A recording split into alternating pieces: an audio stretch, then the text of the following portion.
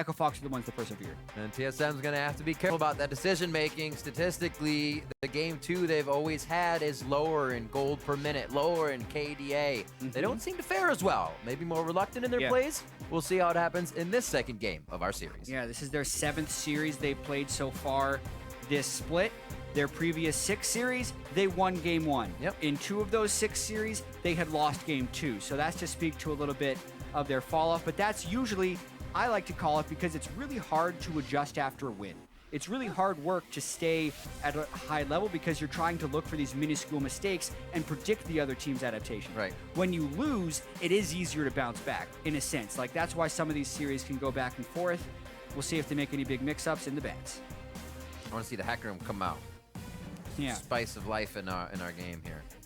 Yeah, interestingly enough, game 1 on the other stream between Cloud9, there was also a Cassiopeia play. So I know like Keen was the Cassiopeia guy who brought it in, but it seems like there's been a bunch of success from that champion in scrims this week. A lot of people are picking up Cassiopeia, and a much higher priority on Shen as well with the ban. You saw how Froggen kind of took by surprise once Svenskeren, another time Haunter as well. KFO came in those fights, but the damage that was dealt there really changed their mind about taking that fight. So we see some players maybe not actually have as much solo queue time against that champion right now, and they're taking fights they usually wouldn't if they knew. Bans are filing out here, the final ones of Rise, and we're looking for Team SoloMid here. Maybe the hack room doesn't get banned out once more. It's going to be the Anivia. So again, Azir, Aurelia, all these in the jungle champions besides Kindred left up. Yeah, Rek'Sai still available. That was TSM's first pick when they had very similar bans to this one. But there is still a lot that Echo Fox could potentially go for. I wonder what they would put the most priority on, right? It could be a Karma. The Karma was really pivotal in their map rotations later in the game. Pretty strong laner. It'd be all about whether or not Big is okay playing against it. He scared me a few times. Putting himself in the front, you saw him get dropped by like 2 attacks of Haunter and 1 pop-up of Svenskeren. But in the end, that role of speed and utility came into play huge for Big, if you will, and the rest of the team. 20 seconds on their first pick here. Will it be the jungler? Do we deny that? Svenskeren's still going to be able to play something strong is basically the talk. So it's actually going to be the Karma. Not too big of a surprise. Big's going to be happy he's got what most people consider the best support on the market right now. Yep. Makes it that much easier calling shots when you're on a very, very comfortable champion. And he is always very vocal from that support position.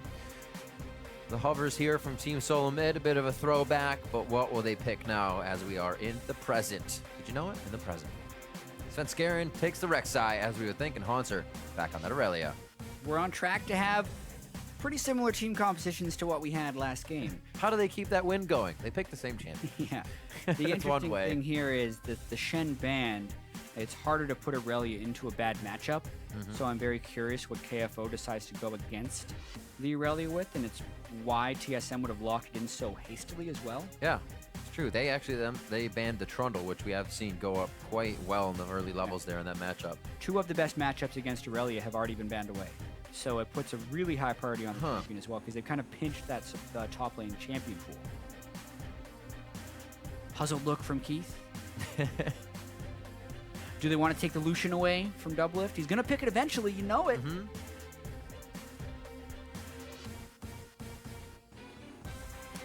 Oh, Sivercom. So even more speed. Yeah. Coming into this one, and wave clear as well to go with those picks. Got to go really fast. Super, super fast. This is need for speed, move speed comp. Just throw Orianna in the mid lane or support Lulu and just zoom. No, they have enough speed. They're very, very fast. For TSM, now would be critical to try and make sure they have some counter initiation and some stuff that can fight back against that speed. They've already played these champions. Azir is great into it. Nivea's band would be good into it. Support Zyra is actually exceptional, but it's bad against Olaf. Like, it's exceptional against move speed, but bad against Olaf, so I'd be less likely to think they do that. Instead, they're just going to throw a tidal wave at it, which also works. I think, if they decide to lock that in.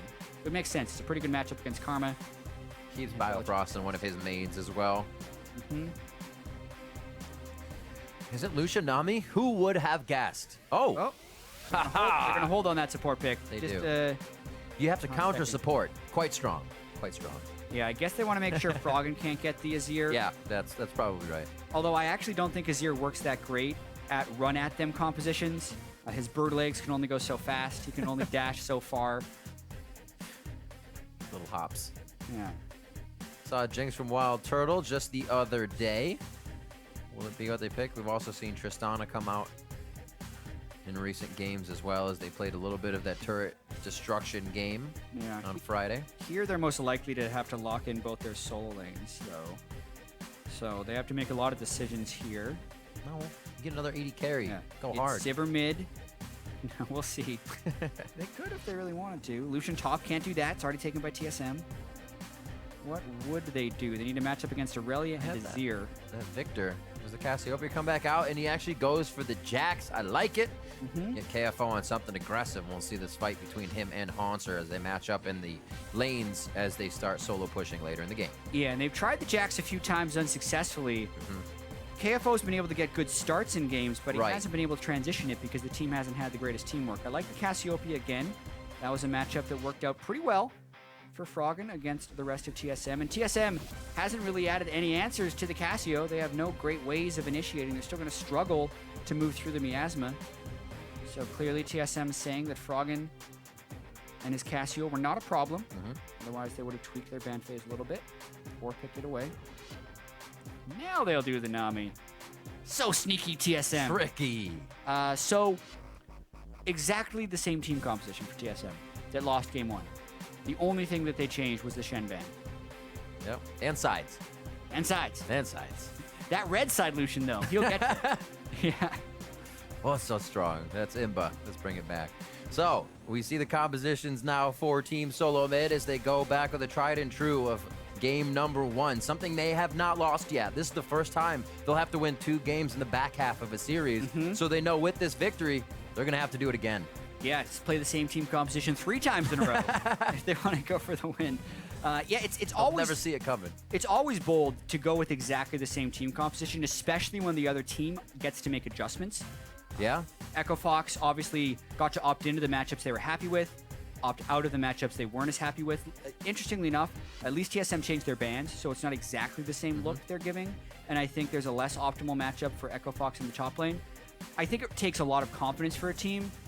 Sometimes you can call it foolishness from a team. In this case, obviously it's the results that are going to tell us whether it was confident and good or overconfident and bad. All right, we will see the same comp for TSM, and Echo Fox going to switch it up a bit. Before we get into game number 2, remember to vote on Twitter for the team you support in this series. Use hashtag TSMWin or hashtag FOXWin to contribute to the conversation. As we get into game, we'll see how this one pans out. TSM had a very early lead in a swap that they initiated on the game, and then they weren't able to really work it. We're going to actually get a quick pause as we come into this one, so we have more time to talk, and you get to listen. Yeah, maybe it's a peripheral issue. We'll see at the very start of the game whether they can get that sorted. Speaking of the team compositions, just a little bit more, though, like TSM with exactly the same thing, but quite honestly, probably more favorable lane matchups to add on to the pressure they already had in game 1, which I think is why they're so confident in doing this. Because if we think about what happened in game 1, they did have basically 3 pushing lanes. Lucian Nami against the Jhin Karma was pushing. Sivir is a weaker laner against Lucian than even Jhin would be, so they could potentially push that in, even though the Sivir is going to have some pretty good wave clear. And then in the top lane matchup, when you consider the Aurelia versus the Shen, which was in game 1, versus this game, which is going to be the Aurelia versus the Jax, it will be a very snowbally matchup, but conditional on the jungle pressure of Svenskeren, they could potentially steamroll this game. They were close to steamrolling game 1, fell short, and that's why I think they're so confident keeping this high-pressure team comp going for game 2. Well, if they do the lane swap, we'll keep an eye on Svenskeren once again. He was the one to really spark things off, finding hard with the rest of the team in that upper brush in game 1. Echo Fox was a little more timid on kind of getting themselves into deep wards. They were just taking the lane swap as it was, and were forced to just take the turret down as they saw it was happening blindly. Here it looks like a line of scrimmage this game, actually.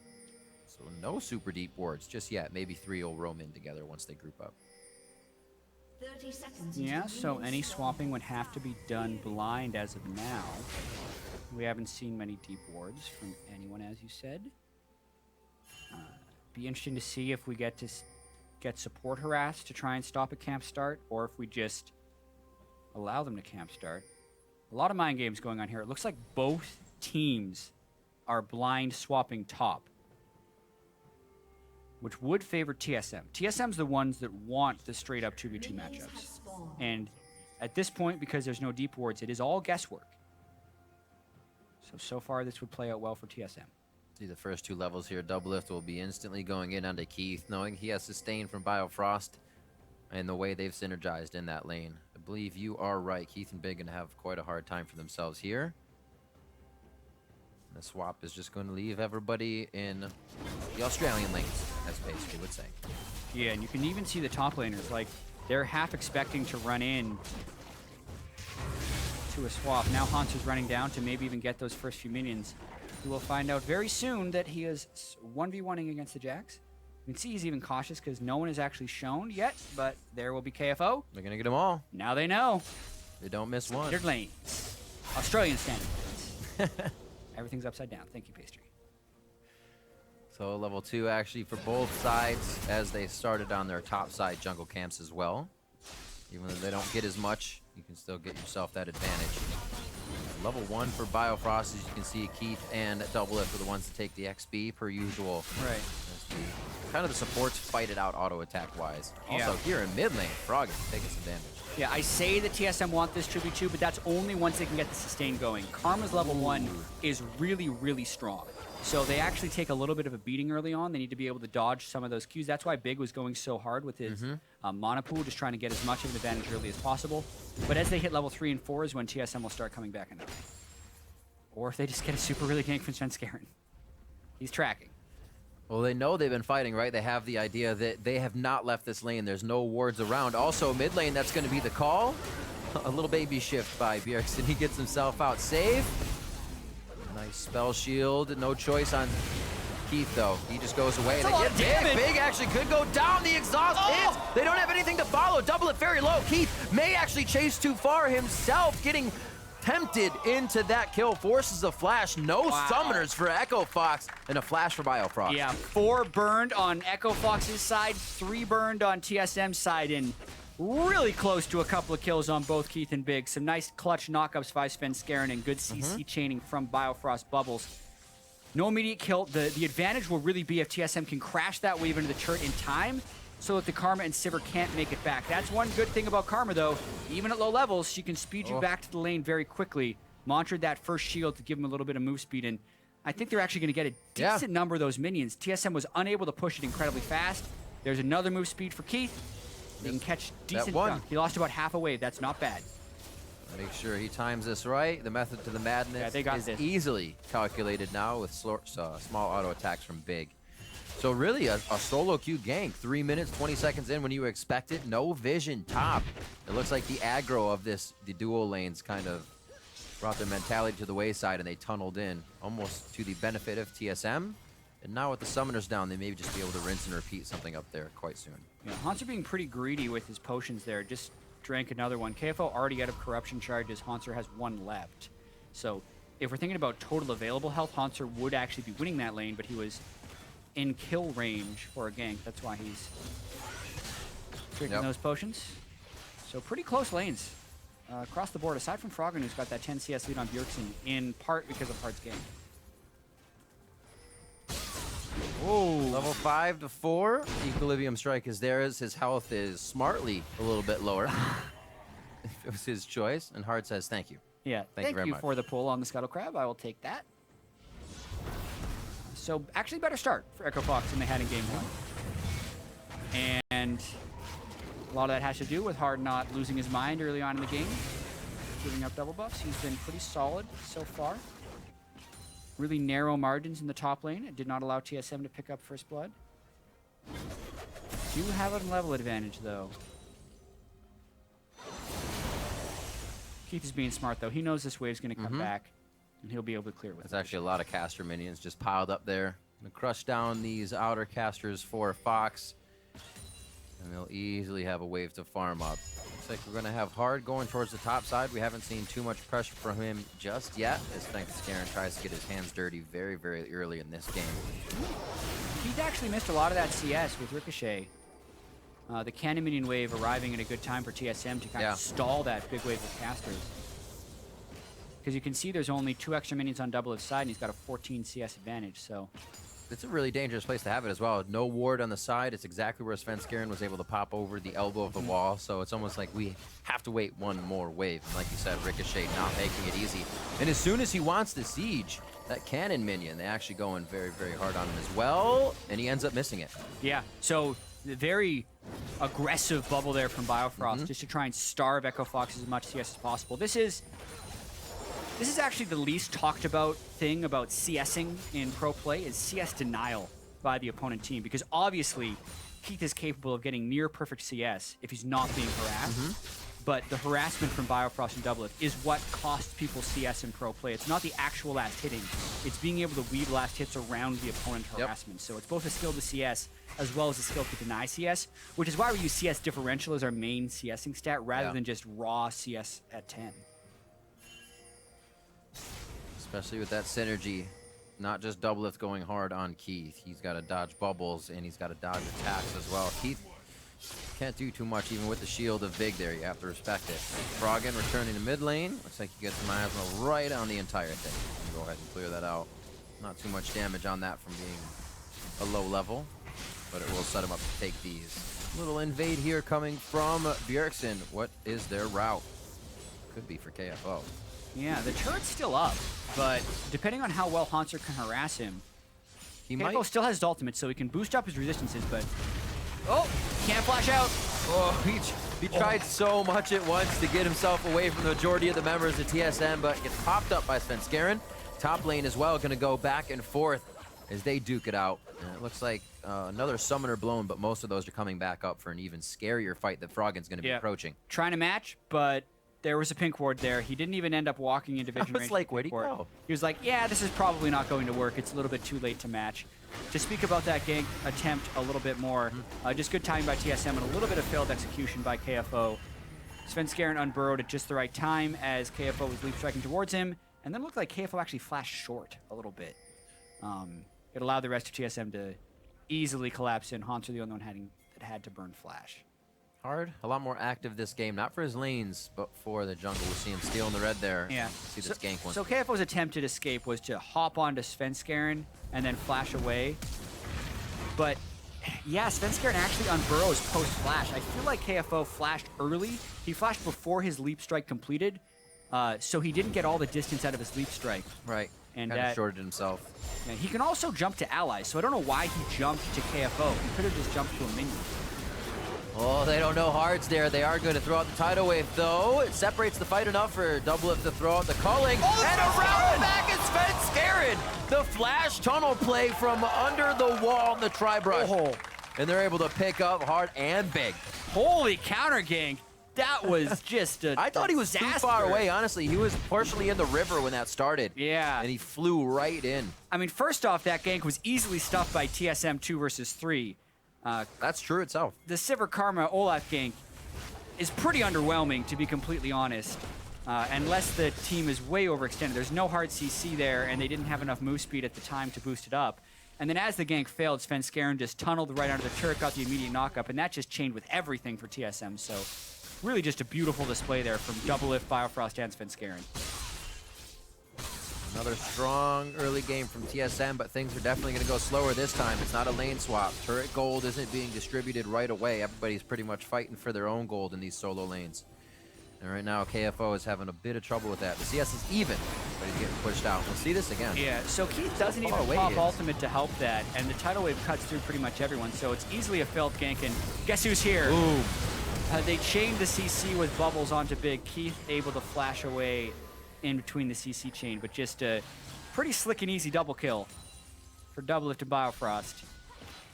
And now a quick swap down bottom, actually, to get turret pressure and probably move this into a Drake. Just talked about not having that turret gold. Well, there it is. Grabbing it up as soon as they can in the outer limits of the side of Echo Fox. Froggen as well being pushed out of his lane. So that means Bjergsen's going to be able to clean up a wave or two here and have a slight lead for himself. Fox left in the top side, or should say Keith by himself, but got to respect the fact that TSM has not given up on this bottom tier turret, already prepping some damage on it. Could mean big things later if they're able to get a 4-person fight and keep rolling through. Really interesting strategy right here as Big has come down because Haunter can match with teleport, so that's why TSM is being so aggressive right now. They know they can force a 5v4. if they get the right move. So they're just taking this time to move in, get all the wards, and then instead of going straight for Mountain Drake, they're just going immediately for turret pressure. Sivers arrived though, so now they will transition down to the Drake. And it looks like Echo Fox has to give this one up entirely. Mainly because Froggen is actually... Yeah, they're already starting Frog into the sideways. It's like, ooh, CS, top lane, let's go. But this is a forced play by TSM. They make it so Echo Fox has to give up something. Instead of giving up the top lane wave with a chance to contest the Dragon, they take the guaranteed top lane CS and give up the Dragon. Hopefully they are setting up what they want as a possible dive here to the top lane. The invade and wards have been placed. They stole Raptors, trying to get little things here. They know there's not much to grab as TSM has the lead, but they're not giving up the small advantages that are in front of them. Doublelift and Biofrost still on this bot lane, and they are just already pulling Echo Fox very thin across the map early in the game. 12 minutes in, second tier like it's being pushed 25 minutes in. Exactly, so much pressure from these two, and they're not fearful of Echo Fox's initiation ability right now. They have the wards to stay safe. At all, they have a ton of wards. They're pretty confident there's no deep wards for a teleport flank from KFO, and that's why they're just pushing up so far. They've already secured the Drake. They're just getting as much chip damage as possible and trying to extend that lead. Why not if Bjergsen feels like he's controlling his lane as well? You're gonna be Doublelift? You're gonna be a good guy? Well, I think they're hoping someone goes for Svenskeren and then Doublelift will try and dash over the wall for a bit of damage, since they're basically just waiting for Keith and Big to push this turret out and hoping they push up for the next wave, since they've pretty much been missing for the last 20 or 30 seconds. So bloodthirsty. Yeah. This is what you call pressure on the map right now. Look at how Echo Fox is just fearful of even going into their own jungle. One hit on that ward, and they were both like, all right, we'll go in at the same time. Is it a trap? I think it's a trap. Rightfully so. I think they feel like they angered the beast a little bit in that Game 1 series here, and they may be even giving a bit too much respect to TSM at this point. TSM knows that, and they're slowly inching their way closer until they can get Echo Fox's foot caught in the trap. Back to KFO and Haunter in the top lane, 99 to 104, still close. Death to assist, so we can still see KFO go off. This is what I was talking about in his game versus Immortals. He was on Jax, he was on Aurelia, both games down, and put up a fight against Huni in both games. Oh, he gets the stun. Yep. Has a bit of help from his team. Svenskeren always here for the counter gank this time. And again, he thwarts another one. Hard has to run out. He's tracking that quite well. Hard burns Flash, Haunter. Hard burns Ghost, Haunter burns Flash. Now Biofrost is up here to assist in the push. Oh, they're calling the cavalry as well. Gotta be careful. Big seems like he's a little skittish to actually go through that portion of the jungle. They don't have too much vision. He's gonna set up some wards for himself. Well, they know Hard burned all his stuff there, and they don't get the steal. Are they gonna pursue this one? Double it for the flash over the wall. His Cullings bringing people down so low this series, but he can't seem to finalize the kill on each one, no matter how hard he tries. And that some credit due to Hard and the rest of the team getting themselves out of a sticky situation. No, Froggen wants it. TSM's been trying some crazy things around the map. Does it open Echo Fox up for kills? No, it does not. But they almost find a way back in. Just a little bit of something was there. Yeah, really close by Froggen. Good job waiting on Bjergsen as he was coming back from the realm. Can Hard get another steal? No. Finally, Svenskeren able to counter jungle. He's had a lot of stuff taken away from him at the last second by Hard this game, which kind of goes to show how far ahead Svenskeren could be if not for that. Nice push that Echo Fox is trying to get mid lane while TSM is pushing bot, but Svenskeren's catching the minions. I love this. Oh, making them tank the turret. They want to try and finish it. They can't quite get No! it. Because the minions, blow on it. Just one more. Get it. Oh, man. Well, that'll happen in a few minutes. Unfortunately, it's not gold they have now. It's not being able to put forward wards in, and now they are pushed back, forced to defend here. This is rinse and repeat. They were just on the bottom side of the map. They said, hey, look, there's a top lane we can do this in too. Now Biofrost and Doublelift are doing this split push thing with each other. Keeping the pressure up as much as possible. Doublelift out of mana, though. Gonna have to be pretty careful. Go back to base, maybe. But with all this map pressure, why not turn for Rift Herald? They're transitioning the lane pressure into objective pressure. This is clean game so far by TSM. Oh, Froggen's gonna get it. Bjergsen left his post. Maybe just wanted to bring up a Sun Disc. needs a target for it. Yeah. Oh! Oh, man. Technically, it denies the local gold, so it's not the end of the world, but that will extend TSM's turret lead. Didn't even have to be there for that one. Prepped up, taken down. That's 3 turrets to 1 now. Everything in that bot lane. I guess it was the top lane as we started. Those 2 turrets taken down as Doublelift and Biofrost swap back. So TSM's actually been avoiding everything with their bot lane and fighting everything with Svenskeren and Hanser. Feeling like Hard is going to keep going to KFO, and they've been right. Yeah, they definitely have been. Hard, you know, picks that Olaf who wants to be the early mid-game snowballer, but just Svenskeren's been all over the map, tracking him. Hard hasn't been able to get off any successful ganks. Really, the place for the ganks would be Jax and Olaf into Hanser, but it just, like you said, hasn't been able to work. Talk a little bit about that lack of crowd control. Hopefully, I mean, KFO is going to have to jump into about 3 people to make one of those work if they do get into a good fight. Or you're going to have a tether from Big, but it's scary for him to be up. The conditions of Echo Fox's fights quite scary here, unless it's the counter engage from Froggen. Right now, they're going to start back out with Svenskeren. Yeah, all the minions were gone. Bail. I'm here. I'm under your turret. Let's be friends. Oh, wait, I need to leave. Yeah, Drake is up, though, in 5 seconds. Second mountain of the game. Teleports up for the top laners. Looks like Echo Fox is trying to get mid lane pressure instead. Doublelift wants to catch the wave before they do this. Not an immediate take. Smart to catch the wave and get some more ward coverage. Echo Fox doesn't have much they can actually trade for this at the moment. So they either have to fight or threaten the second tier turret in the mid lane. Or rush for the Nexus. Yeah. That worked last game. Go for it. Do it. It's like, wait, we can't target it. What's going on? Soon. Soon TM. We got a lot of work to do. 4,000 gold down here, just over 15 minutes. It looks like TSM has much more control over this game and much more control over their confidence as well. Pressuring those advantages solidly around the map, and now they're going to go for the bottom side. It's really interesting. Objectives are gone. They're trading map control in their red buff side for Echo Fox's side, and they're actually going to be going for the inhibitor turret. Like, Echo Fox very slow in this rotation. I think they expect them to get Mountain Drake, but TSM already won Mountain Drake, so they do enhanced damage to this turret. And they get it close. There's a bit of the wave clear we were talking about, but like you said, there's enough damage already on the front end of TSM to drop these turrets. Bjergsen's going to go ahead and auto-attack his life away to drop this one, as he can't drop his soldiers on it. It's a little risky because they're giving KFO free time in the top lane to get a lot of farm, but boy, do they seem to make a lot of progress there. Second Mountain Drake will continue that as well. This is what TSM was actually hoping to have when they went for the sneaky Baron last game. This time, that's definitely an option. Double Mountain over to Team SoloMid. It'll be very nice for them as they continue on having the lead in this game. Extending that just a little bit more. I mean, the next turret is that top one. They'll find themselves grabbing. Baron will be up in about 30 seconds. The next one will be Mountain too. So the objectives will fall very, very quickly. Especially with Azir. Like, I can imagine at 20 minutes, Azir plus anyone can 2-man Baron when you have double Mountain Drake, which is 20% pre-mitigation true damage. But remember, TSM traded map control for that. And Echo Fox is now in the red buff side where they had the map control and hoping to set up a play. No one is walking through the spot of the jungle where they have no control. How long do you wait? We say that yet. Oh, that's one. But they go all in for spend and they don't even get him. Bit of a slow. Now they have to worry about the wave.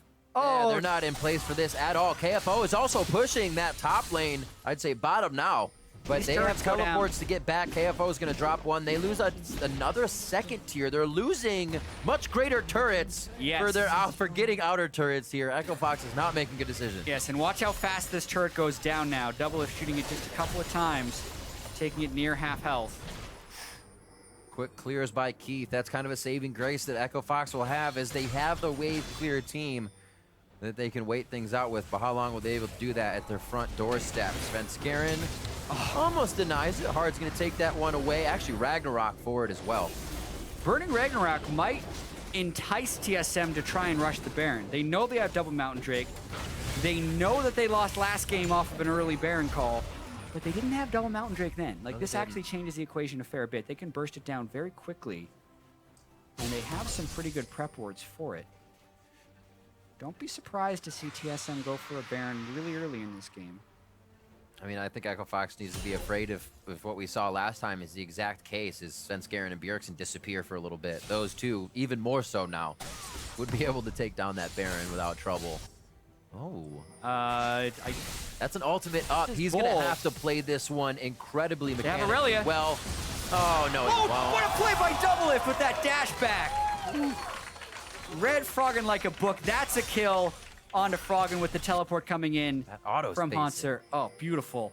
And now they either go for an inhibitor or they go for Baron. What are they going to choose? Where are we going? It's somewhere. Mid lane fight's going down. They want to show us everything. We're going to get an eye on the prize here, which is now the top lane inhibitor turret. Echo Fox is trying to come in from the top side outside their base, but they're really just being funneled in. Here they go. Svenskeren, Oz, KFO goes in. They're actually pushing out. They don't want to go too far in here. They are giving the AoE of Echo Fox a little bit of respect here, and they want to make sure they have a minion wait for it. Wow. 22-minute inhibitor without Baron even. Also burn another ultimate out of Heart, so you can see Echo Fox is just getting pulled in so many different directions. That was symbolic of the camera movement downstairs. Like, where should Echo Fox go? No one really knows. Because TSM is applying pressure in so many different places. Like, look at the strategy Echo Fox used last game. Let's run them around this time. Yep. Oh. Get a kill on a Heart. Maybe if you had Ragnarok, but it's not up because he got that blue. Didn't have it right there, and now TSM can turn for Baron. Will this work is the real question. Double Mountain Drake with an Azir. Let's watch this thing melt. Slower than I was building it up to be. But this is 23 minutes in. Thanks, Gat. Baron should be really hard to take 23 minutes in. That was pretty easy. All right, there you go. You got me on that. That felt like a 40-minute Baron. I'm sold again. Really? Okay. When they get a third one, it'll be even faster, I promise. That's true. They do have another Mountain Drake to possibly take. Echo Fox trying their damnedest to set up these small bushwhack traps. They tried so hard in the red side of TSM, but they actually never even really entered their own jungle. Yeah. Svenskeren said, guys, they're all here, and look what happened there. An inhibitor turret falls. So it's the choices Echo Fox are making they have very dangerous outcomes. Exactly, and like you could say that was, oh, TSM got lucky that they didn't go in and check the jungle there, but like TSM knew where their gaps of vision were. The lane is generally a safer place in the jungle that had just been warded up by the enemy, and TSM traded that area of the map control earlier on. So Svenskeren was the sacrificial person to go and check, but he was very careful about it. And at that point, you'd think it'd be double lift, because who's going to get red buff at this point in the game? That guy. That's what Echo Fox was banking on, right? Exactly. But TSM played with much more discipline. Bjergsen off on the side, looking for a possible shuffle in as the rest of his team is kind of cordoned off by the miasma of Cassiopeia. Now to the mid turret once again. A very big culling, dropping a few members low on the side of Echo Fox as they're forced to watch that second tier fall down. They're going to send Hanser to the side lane here and start to spread Echo Fox more thin, even thinner, if you will. Yeah, I mean, this has been such a good bounce back game from TSM so far. Like, this is the type of result you would more expect when an undefeated TSM comes into an Echo Fox 1-5 team who lost 10 games in a row, 5 matches in a row. Running the same comp. Yeah, and then TSM runs exactly the same comp. Just like, nope, we're just going to clean up our play. Yep. Something teams could fall into. We didn't run the comp right. It was, we didn't do this right. It seems they didn't. It wasn't just the comp. They're making it work this time. Baron minions helping them crush down the outer turrets here. They're going all the way around the horn. They want the inhibitor turrets first. It seems like they're very methodical about this. And now they start to kind of go around that mandatory turret takedown in mid. They want the inhibitor that's already open here in the bottom. I don't know what Echo Fox can do. Oh, 4-minute stun. Flash forward. The gaze takes out maybe 2. Svenskeren and the team are trying to fight this. Hanser and Svenskeren, however, have already turned tail to leave this one as Biofrost is swimming away immediately. And Froggen really takes TSM by surprise, and the team follows up. Yeah, that's what you dream about when you play Cassiopeia. You're just like, I'm just going to flash into them and petrify all of them perfectly. And no one on TSM was actually able to turn sideways to avoid that flash ult by Froggen. I don't even think he ult flashed. I'll have to see it again to see how much time he gave TSM to react. But that's huge as well. It denies the triple Mountain Drake combo for TSM, as well as pushes them out of the base and saves the inhibitor. Wow, Froggen. All right. See. Watch Froggen. So you can buffer Yeah, he actually just flash ulted. Yep. Straight up. And he catches 4 people. You can buffer, start casting ult, and then flash in. Sometimes it gives, you know, less time for the opponent team to react, but he still gets the 4-man stun, and that just makes it easy for the rest of Echo Fox to combo in. Oh, such a powerful ultimate when used correctly. And even more so on the engage, like you said, very rarely ever seen, since it's almost that easy to dodge.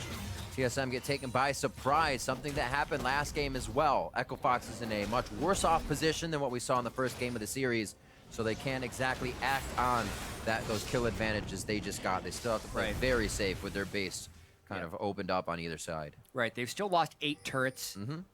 Sad life for them. The rotations have been much stronger for TSM this game. Bjergsen's still very strong, but this time TSM doesn't have to worry about their base being completely exposed. They can still just wait around if they want to for the next Baron, or they can just chalk that up to Froggen making an amazing play, TSM not being ready for it, and just going to siege the next inhibitor, which might actually be the smarter course of action. So yeah, we won't do that again. Make sure we just fight with our backs turned when we enter the base. Do that moonwalk in. Walk backwards. Easy. This will be interesting, actually. KFO with Blade. There's the ultimate. So they both have Blade of the Ruin King. It's all about dodging Jax's moments of power. For Haunter. Lamp poster blades! Who wants it? There's a dash away. The blade surge back in!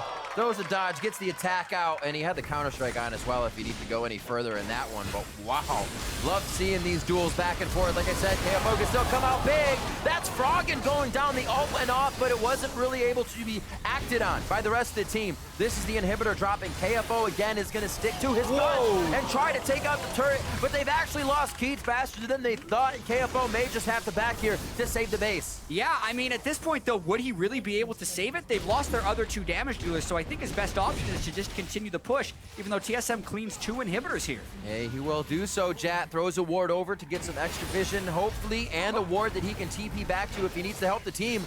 It looks like he's going to back here, knowing his team is being pushed off and not getting any damage on that inhibitor turret. Interesting choice. He doesn't go for it because he sees Haunter's going to be able to respawn, and he'll be coming out with home guards, but now Haunter can just teleport in, and they get the 3rd inhibitor, potentially. Could be that big fight. I'm really hoping that ward comes into play on the side of TSM's base, but I think there's going to be too much janitorial duty necessary in Echo Fox's for him to even get that teleport out there. Yeah. Watching this one more time after Haunter had been soloed, they get the culling for a bunch of damage. Svenskeren just flashes over the top, and no one is actually close enough to catch Froggen. He took way too much damage before he was even in range for the ultimate. He'd also burned his flash to initiate the last fight, so that allowed Svenskeren to get some big damage. And then, I mean, that's just a 0 for you against a Sivir. It's a really difficult matchup for the Sivir to space. He shouldn't have been up that far. But when he got tagged by the Rylai's, he was dead. It's wham bam, thank you, ma'am. Just out.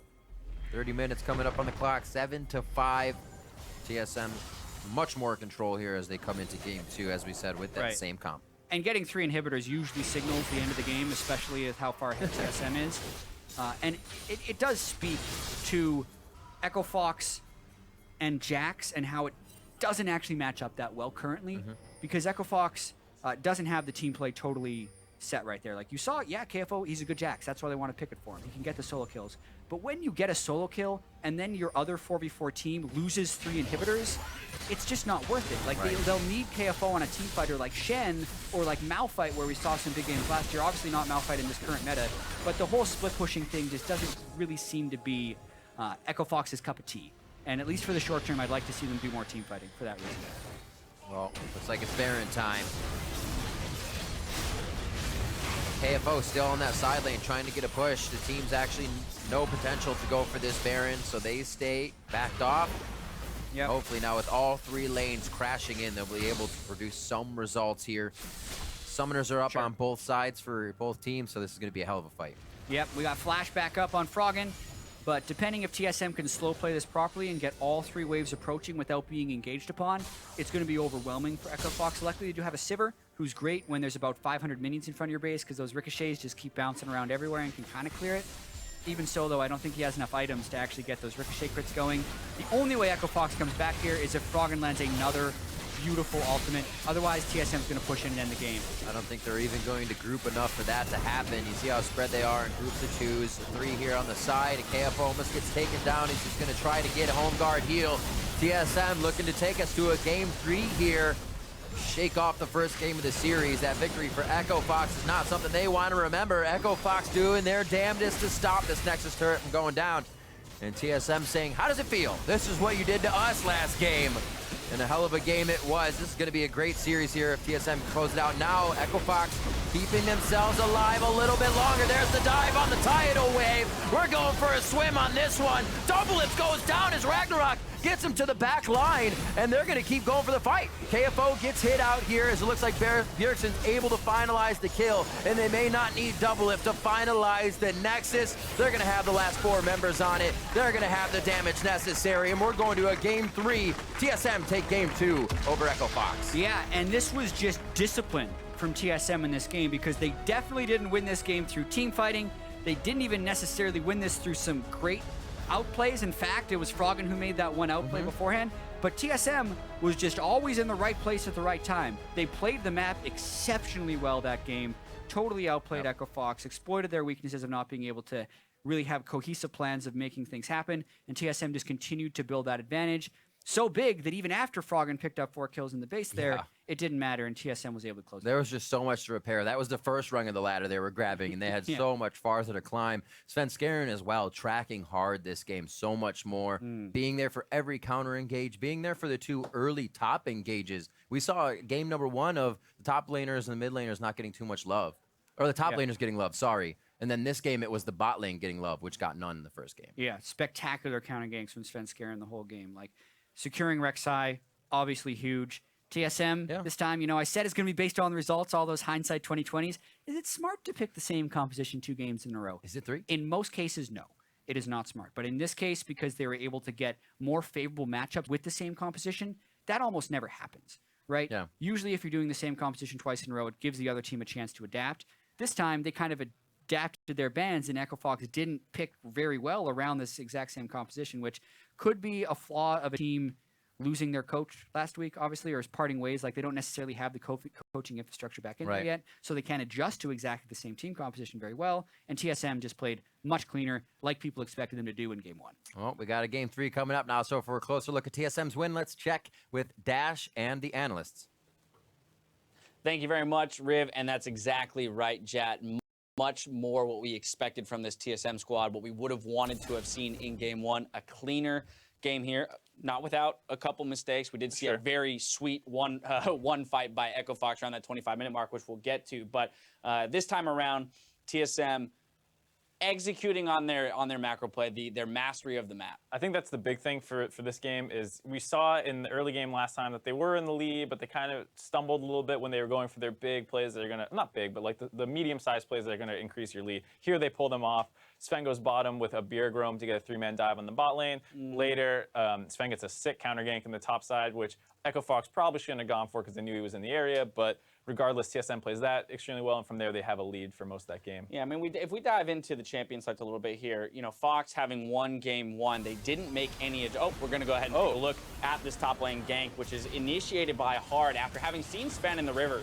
So they were aware that he was around the top side, but still comfortable going in for this gank. But I think Sven with the counter. Yeah, they're hoping to get a quick burst onto somebody so that it's in their favor already. It should be a 2 for 3, but they don't get that burst. And then Sven, who they knew was kind of there because he came up and warded. Yeah. They really shouldn't be looking for that play. I don't think it's too risky because if anything goes wrong, Sven's there, and he's pretty ahead from just how he'd been jungling that game. Especially against Rek'Sai, right? Because Rek'Sai does have so many inventive ways of getting into the lane with that tunnel. You know, if it were anyone else, at least, because they did have fantastic ward coverage around that area, they would have seen her coming up river or something and been able to get out, but Rek'Sai's behind you. Now the multi-man knockup. I mean, maybe Gragas is the only thing that's going to bring that much CC, but... Exactly. So TSM, good awareness there, turning that very early... I mean, that's 9 minutes into the game, so picking up a 2 for 0 in the top lane, plus giving a red buff over to your ADC, that's definitely going to give you some allowances in the early game to kind of roll your advantage forward. But I do want to jump back real quick to the champion select before we move on in the gameplay, and just